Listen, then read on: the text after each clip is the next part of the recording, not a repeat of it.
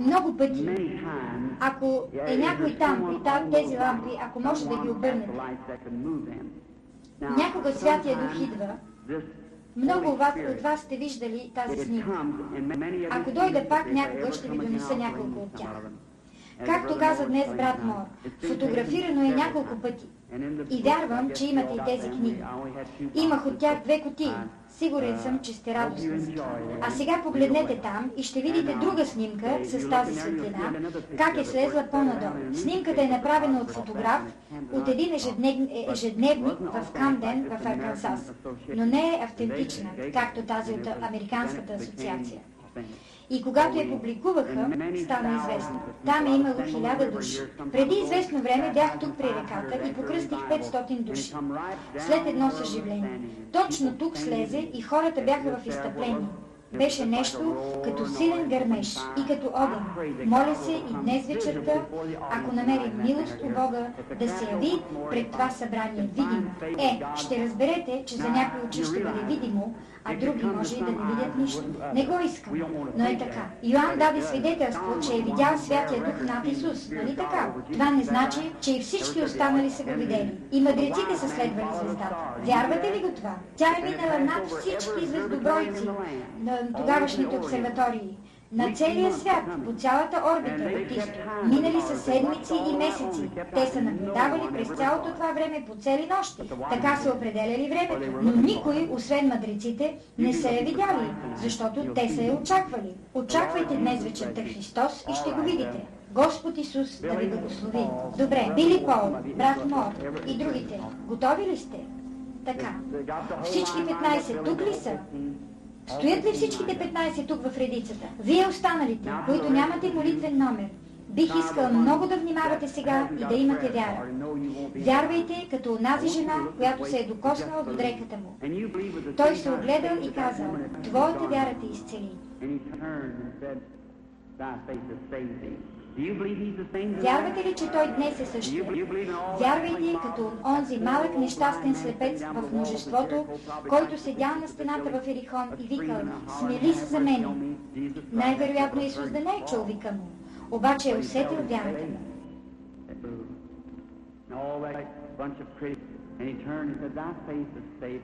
Когато се обърнал към хората, казал: защо роптаете в сърцата си? На жената при кладеница казал: иди и доведи мъжа си. Казал е: не мога да направя нищо, само това, което виждам Отец да прави. Искам да ви попитам нещо. Ако това, което ви казвам, е истина, тогава Бог е задължен към своето слово. Не към мен, но към своето слово. В такъв случай той ще го изпълни точно така, както го е обещал.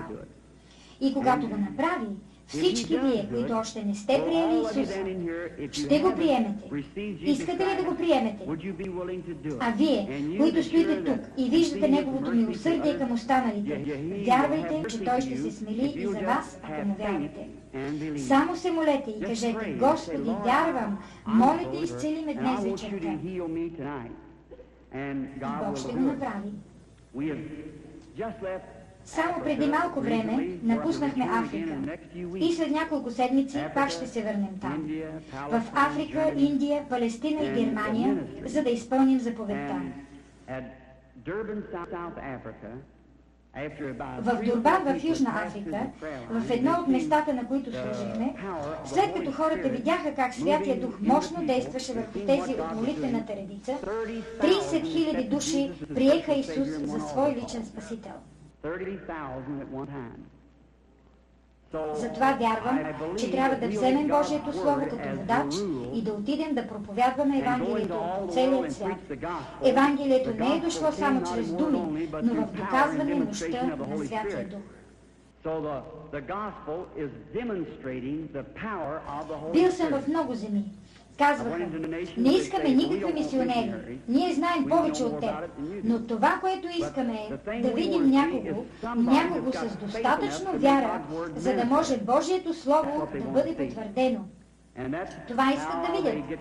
Тогава се обръщат и намират Христа, защото това е начинът да могат да вярват. От цялото си сърце благодаря на Бога, че днес вечерта тук има няколко души, които ще видят, че Исус е същия. И моята молитва е, нека Господ Исус Христос от Назарет да благослови всеки един от вас. Никога никой човек не е търсил Бог. Бог е търсил човека.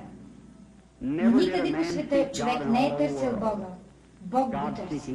В началото, когато човек в Едемската градина паднал, проявила се основната му черта. Скрил се. И Бог е отишъл при него. Исус казва, никой не може да дойде при мен, ако не го привлече Отец. Най-напред Отец трябва да го притегли. Искам да ви обясня нещо. Да се виждат видения. Колко от вас сте сънували сънища? Да видим ръцете ви. Горе-долу 2/3. Вярно е, че някои хора не сънуват. Казвали са ни, че това е подсъзнание. Има съзнание, има и подсъзнание. И това подсъзнание трябва да работи със Святия Дух. Първото е съзнание. Мога да попитам някого от вас, вярваш ли? О, да. Вярваш тук. Но как е със съзнанието по-ниско? Той, който движи парахода, не го движи този, който стои на капитанския мостик, а този, който е долу в машинното отделение. Понякога, когато заспим, влизаме в подсъзнанието и сънуваме. Сънувате неща, които сте правили, когато сте били будни. После, като се събудите, спомняте си какво сте сънували. На някои сънища си спомняте и след години. Така че една част от вашето съзнание е присъствала. Така ли е? Има и сънища, които въобще не помните. Подсъзнанието е спяло дълбоко и е останало далеч. Но подсъзнанието на виждащия не е там. Той е тук. Неговите очи са отворени и вижда. Бог дава на един човек дълбок сън, без сънища, на друг дава сънища. Ако ви кажа, сънувайте някакъв сън, не бихте могли да го направите. Но Бог поставя в църквата апостоли, пророци, дар за изцеление и така нататък. Вярно ли? Всичко е за изграждането на църквата.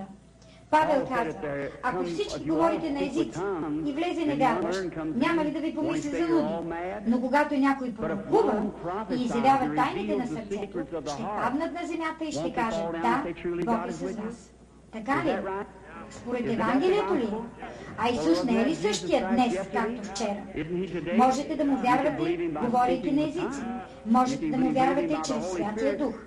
Аз обаче му вярвам в цялата Негова пълнота. Той е същия. Този Господ Исус не е мъртъв. Той е възкръсна от мъртвите и днес е тук, на този подиум. Нека да ви благослови и да ви помогне.